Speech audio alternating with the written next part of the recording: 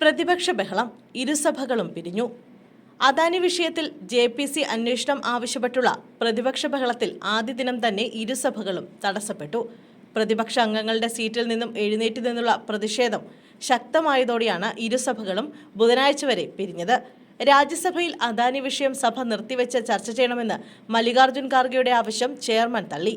പിന്നീട് അംഗങ്ങൾ എഴുന്നേറ്റ് നിന്ന് ബഹളമുയർത്തിയതോടെ സഭ തടസ്സപ്പെടുകയായിരുന്നു. അദാനിയുമായി ബന്ധപ്പെട്ട വിഷയങ്ങൾ രാജ്യസഭയിൽ ചർച്ച ചെയ്യണമെന്നാവശ്യപ്പെട്ട് ഡോക്ടർ ജോൺ ബ്രിട്ടാസ് MP അടിയന്തര പ്രമേയത്തിന് നോട്ടീസ് നൽകി.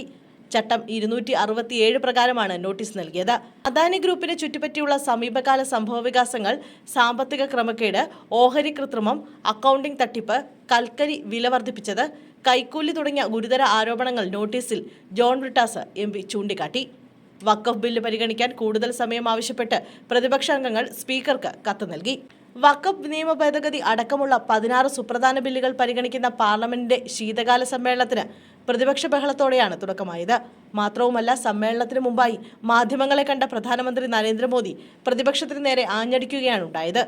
ജനങ്ങൾ തള്ളിക്കളഞ്ഞവർ പാർലമെന്റിനെ അലങ്കപ്പെടുത്തുന്നുവെന്നും യുവാക്കൾക്ക് അവസരം നൽകുന്നില്ലെന്നും പ്രധാനമന്ത്രി വിമർശിച്ചു.